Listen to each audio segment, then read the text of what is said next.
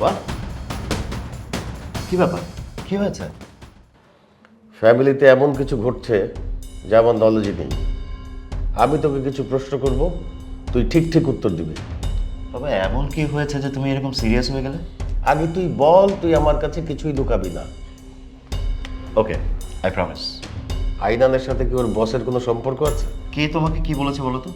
তুই আমার কথার জবাব দে। আহ, আমি জানি না।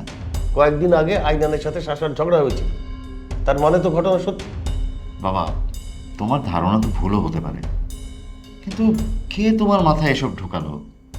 কে বলেছে বলো তো? মুন্নি বলেছে। আমি খুব ডিস্টার্ব ফিল করছি। আমার ফ্যামিলিতে এইসব অনৈতিক কাজ হবে আমি তো বিশ্বাস করতে পারছি না। বাবা আমি তো ভেবেছিলাম মুন্নি আর তোর মা একটু অন্যরকম, এখন তো দেখছি তোরাও। বাবা মুন্নি কেমন সেটা তো তুমিও জানো। হয়তো তোমার সামনে আমাদের ভাবমূর্তি নষ্ট করার জন্য এইসব বলেছে। মুন্নি আর কি বলেছে? রায়ান যেখানে চাকরি করতে চাচ্ছে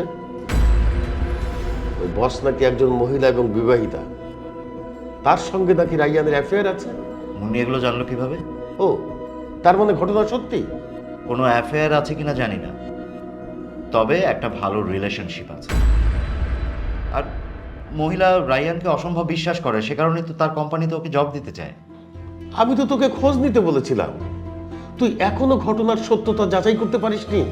বাবা আমি শাসাকে দায়িত্ব দিয়েছিলাম, শাসা ওই ভদ্রমহিলার সাথে কথাও বলেছিল, কিন্তু তারপরে ওই আইনান আর শাসার ভিতরে ঝামেলা হয়ে যাওয়ায় ইনভেস্টিগেশনটা আর আগায়নি।